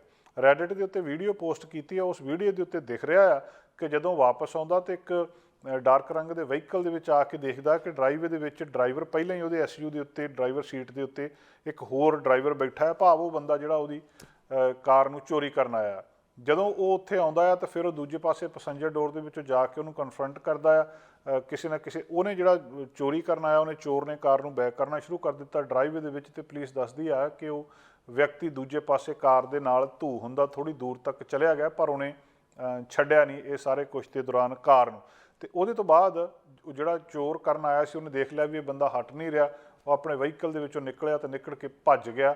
ਤੇ ਜਿਹੜੀ ਹੌਲੀ ਹੌਲੀ ਜਿਹੜੀ ਆ ਉਹ ਕਾਰ ਰੋਲ ਹੁੰਦੀ ਹੈ ਤੇ ਗਰਾਜ ਨੂੰ ਹਿੱਟ ਕਰਦੀ ਹੈ ਪਰ ਬਚਾਅ ਹੋ ਜਾਂਦਾ, ਕੋਈ ਫਿਜ਼ੀਕਲ ਇੰਜਰੀ ਕਿਸੇ ਨੂੰ ਨਹੀਂ ਆਉਂਦੀ। ਕਾਰ ਵੀ ਚੋਰੀ ਹੋਣੋਂ ਬਚ ਜਾਂਦੀ ਹੈ ਤੇ ਉਹਦਾ ਬੱਚਾ ਵੀ ਕਿਡਨੈਪ ਹੋਣੋਂ ਬਚ ਜਾਂਦਾ ਹੈ। ਯੰਗ ਬੰਦਾ ਦੱਸਿਆ ਜਾ ਰਿਹਾ ਹੈ ਕਿ ਸਾਰੇ ਕਾਲੇ ਰੰਗ ਦੇ ਨੇ ਕੱਪੜੇ ਪਾਏ ਸੀਗੇ। ਇਨਵੈਸਟੀਗੇਸ਼ਨ ਇਸ ਮਾਮਲੇ ਦੇ ਵਿੱਚ ਚੱਲ ਰਹੀ ਹੈ। ਪੁਲਿਸ ਕੰਟੈਕਟ ਕਰਨ ਦੇ ਲਈ ਕਹਿ ਰਹੀ ਹੈ ਕਿ ਜੇ ਕਿਸੇ ਨੂੰ ਪਤਾ ਹੋਵੇ ਤਾਂ ਸਾਨੂੰ ਇਸ ਘਟਨਾ ਬਾਰੇ ਜ਼ਰੂਰ ਜਾਣਕਾਰੀ ਦੇਵੇ। ontario ਤੇ ਕੁਬੈਕ ਦੇ ਵਿੱਚ ਇਹ ਕਾਰਾਂ ਜਿਹੜੀਆਂ ਇੱਥੋਂ ਚੋਰੀ ਹੋਈਆਂ ਕਾਰਾਂ ਨੇ ਉਹ ਵੈਸਟ ਅਫਰੀਕਨ ਕੰਟਰੀਜ਼ ਦੇ ਵਿੱਚ ਜਿਹਨਾਂ ਦੇ ਵਿੱਚ ਨਾਈਜੀਰੀਆ ਤੇ ਘਾਨਾ ਹੋਰ ਦੇਸ਼ ਹੈਗੇ ਆ, ਉੱਥੋਂ ਦੀ ਮਾਰਕੀਟ ਪਲੇਸ ਦੇ ਉੱਤੇ ਇਨਵੈਸਟੀਗੇਸ਼ਨ ਹੋ ਰਹੀ ਹੈ ਕਿ ਉੱਥੇ ਜਾ ਕੇ ਕਾਰਾਂ ਵਿਕ ਰਹੀਆਂ ਜਿਹੜੇ ਖਾਸ ਕਰ ਜਿਹੜੇ ਪੁਸ਼ ਟੂ ਸਟਾਰਟ ਜਿਹੜੇ ਇਗਨੀਸ਼ਨ ਨੇ, ਮਤਲਬ ਇੱਕ ਤਾਂ ਚਾਬੀ ਪਾ ਕੇ ਕਾਰ ਸਟਾਰਟ ਹੁੰਦੀ ਹੈ ਤੇ ਹੁਣ ਬਹੁਤੀਆਂ ਕਾਰਾਂ ਜਿਹੜੀਆਂ ਚਾਬੀ ਕੋਲ ਪਈ ਹੋਣੀ ਚਾਹੀਦੀ ਹੈ ਤੇ ਉਹਦੀ ਬ੍ਰੇਕ ਤੇ ਜਾਂ ਕਿਤੇ ਪੈਰ ਰੱਖ ਕੇ ਉਹ ਬਟਨ ਦੱਬਣ ਦੇ ਨਾਲ ਹੀ ਕਾਰ ਸਟਾਰਟ ਹੋ ਜਾਂਦੀ ਆ, ਉਹ ਕਾਰਾਂ ਜ਼ਿਆਦਾ ਚੋਰੀ ਹੋ ਰਹੀਆਂ। ਇਹ ਵੀ ਪਿੱਛੇ ਜੇ ਗੱਲ ਸਾਹਮਣੇ ਆਈ ਸੀ ਕਿ ਉਹ ਜਿਹੜੇ ਪੁਰਾਣੇ ਤਰੀਕੇ ਸੀਗੇ ਕਿ ਉਹਦੇ ਪੈਡਲ ਨੂੰ ਲੌਕ ਕਰ ਦਿਓ ਜਾਂ ਸਟੀਅਰਿੰਗ ਦੇ ਵਿੱਚ ਡੰਡਾ ਜਿਹਾ ਫਸਾ ਕੇ ਉਹਨੂੰ ਲੌਕ ਕਰ ਦਿਓ ਤੇ ਸਟੀਅਰਿੰਗ ਵੀਲ ਨੂੰ ਤਾਂ ਕਿ ਉਹ ਕਾਰ ਚੋਰੀ ਨਾ ਹੋ ਸਕੇ, ਫੇਰ ਚਾਂਸ ਜ਼ਿਆਦਾ ਆ ਕਿ ਤੁਹਾਡੀ ਕਾਰ ਬਚੀ ਰਹੂਗੀ। ਨਹੀਂ ਤਾਂ ਜੇ ਤੁਸੀਂ ਉਹਦੇ ਕਾਰ ਦੇ ਸਿਕਿਉਰਿਟੀ ਸਿਸਟਮ ਦੇ ਉੱਤੇ ਰਿਲਾਈ ਕਰ ਰਹੇ ਹੋ ਤਾਂ ਉਹਦੇ ਤੋੜ ਇਹਨਾਂ ਚੋਰਾਂ ਦੇ ਕੋਲ ਹੈਗੇ ਆ, ਉਹ ਕੰਪਿਊਟਰ ਦੇ ਨਾਲ ਸਾਰਾ ਕੁਛ ਉਹਨੂੰ ਕਰੈਕ ਕਰਕੇ ਤਾਂ ਲੈ ਜਾਂਦੇ ਆ। ਇਹ ਵੀ ਦੱਸਦੇ ਆ ਕਿ ਜਿਹੜੇ ਚੋਰੀ ਦੇ ਇਹ ਵਹੀਕਲ ਨੇ ਸ਼ਿਪ ਕੀਤੇ ਜਾਂਦੇ ਆ ਦੂਜੀਆਂ ਥਾਵਾਂ ਦੇ ਉੱਤੇ ਕੰਟੇਨਰਸ ਦੇ ਵਿੱਚ ਤੇ ਜਿਹੜੇ ਇੱਥੋਂ ਤੱਕ ਕਿ ਜਿਹੜੇ ਆਇਡੈਂਟੀਫਾਈ ਫਿਰ ਉਹਨਾਂ ਦੇ ਬੰਪਰ ਸਟicker ਦੇ ਉੱਤੋਂ ਜਾਂ ਲਾਇਸੈਂਸ ਪਲੇਟ ਦੇ ਉੱਤੋਂ ਜਿਹੜੇ ਇਹ ਸਾਰਾ ਕੁਝ ਹੋ ਰਿਹਾ ਆ। ਇਸ ਘਟਨਾ ਦੇ ਵਿੱਚ ਬਹੁਤ ਕੁਝ ਸਿੱਖਣ ਨੂੰ ਮਿਲਦਾ ਆ। ਕਈ ਥਾਵਾਂ 'ਤੇ ਪਹਿਲਾਂ ਵੀ ਇਸ ਤਰ੍ਹਾਂ ਦੀਆਂ ਕੁਝ ਘਟਨਾਵਾਂ ਵਾਪਰੀਆਂ ਆ। ਕਾਰ ਚੋਰ ਬਹੁਤ ਸਰਗਰਮ ਨੇ, ਸਿਰਫ ਬਰੈਂਪਟਨ ਜਾਂ ontario ਦੇ ਵਿੱਚ ਨਹੀਂ, ਪੂਰੇ ਕੈਨੇਡਾ ਦੇ ਵਿੱਚ। ਪ੍ਰੋਗਰਾਮ ਦੇ ਅਗਲੇ ਹਿੱਸੇ ਵਿੱਚ ਆਪਾਂ ਗੱਲਬਾਤ ਕਰਨੀ ਆ ਟੈਕਸ ਸੰਬੰਧੀ ਕੁਝ ਮਹੱਤਵਪੂਰਨ ਨੁਕਤੇ। ਇਸ ਵੇਲੇ ਟੈਕਸ ਭਰਨ ਦੀ ਤਰੀਕ ਨੇੜੇ ਆਈ ਆ, ਜਿਹੜੀ ਆਖਰੀ ਤਰੀਕ ਆ। ਇਹਦੇ ਸੰਬੰਧੀ ਆਪਾਂ ਇੱਕ ਖਾਸ ਗੱਲਬਾਤ ਤੁਹਾਡੇ ਲਈ ਲੈ ਕੇ ਆਏ। ਅੱਜ ਅਸੀਂ ਇੱਕ ਖਾਸ ਗੱਲਬਾਤ ਕਰਨ ਦੇ ਲਈ ਪਹੁੰਚੇ ਹਾਂ ਅਸਪਾਇਰ ਬਿਜ਼ਨਸ ਐਸੋਸੀਏਟ ਤੇ ਸੰਜੇ ਵਰਮਾ ਜੀ ਦੇ ਕੋਲ। ਮਾਮਲਾ ਟੈਕਸ ਭਰਨ ਦਾ ਆ। ਟੈਕਸ ਇਸ ਵੇਲੇ ਸਾਰੇ ਭਰ ਰਹੇ ਆ, ਤਰੀਕ ਨੇੜੇ ਆ ਰਹੀ ਆ। ਸਵਾਲ ਬਹੁਤ ਸਾਰੇ ਮਨ ਵਿੱਚ ਨੇ, ਕਿੰਨਾ ਟੈਕਸ ਭਰਨਾ ਚਾਹੀਦਾ। ਕਈ ਲੋਕਾਂ ਦੇ ਟੈਕਸ ਭਰਨ ਤੋਂ ਬਾਅਦ ਪੈਸੇ ਮੁੜਦੇ ਆ, ਕਈਆਂ ਨੂੰ ਦੇਣੇ ਪੈਂਦੇ ਆ। ਟੈਕਸ ਭਰਾਉਣਾ ਕਿਹਦੇ ਤੋਂ ਚਾਹੀਦਾ, ਕੀ ਸਟੂਡੈਂਟ ਨੂੰ ਵੀ ਟੈਕਸ ਭਰਨਾ ਚਾਹੀਦਾ। ਇਹ ਕੁਝ ਗੱਲਾਂ ਬਾਤਾਂ ਅਸੀਂ ਕਲੀਅਰ ਕਰਨ ਦੇ ਲਈ ਸੰਜੇ ਵਰਮਾ ਜੀ ਦੇ ਕੋਲ ਆਏ ਹਾਂ। ਸੰਜੇ ਜੀ, ਸਭ ਤੋਂ ਪਹਿਲਾਂ ਤਾਂ ਇਹ ਦੱਸਿਓ ਵੀ ਟੈਕਸ ਭਰਨ ਦੀ ਆਖਰੀ ਤਰੀਕ ਕਿਹੜੀ ਆ, ਤੇ ਜੇ ਉਦੋਂ ਤੱਕ ਕੋਈ ਨਾ ਭਰੇ ਫਿਰ ਭਰਿਆ ਜਾ ਸਕਦਾ ਹੁੰਦਾ? ਜਿਹੜੀ ਟੈਕਸ ਭਰਨ ਦੀ ਆਖਰੀ ਤਰੀਕ ਹੈਗੀ ਉਹ ਹੁੰਦੀ ਹੈ April 30th every year. April 30th ਹੁੰਦੀ ਹੈਗੀ ਹੈ ਜਿਹੜੇ ਇੰਪਲੋਈਜ਼ ਹੈ, ਜਿਵੇਂ ਸਟੂਡੈਂਟਸ ਹੈ, ਵਰਕ ਪਰਮਿਟ 'ਤੇ ਹੈਗੇ ਹੈ, ਉਹਨਾਂ ਵਾਸਤੇ April 30th ਹੁੰਦੀ ਹੈ। ਜੇ ਕੋਈ ਸੈਲਫ ਇੰਪਲੋਇਡ ਹੈਗਾ, ਜਿਵੇਂ ਕੋਈ ਉਬਰ ਚਲਾਉਂਦਾ, ਉਹਦਾ ਬਿਜ਼ਨਸ ਹੈਗਾ ਜਾਂ ਕਿਸੇ ਦਾ ਸਮਾਲ ਬਿਜ਼ਨਸ ਹੈਗਾ, ਉਹਨਾਂ ਦੀ June 15 ਹੁੰਦੀ ਹੈ।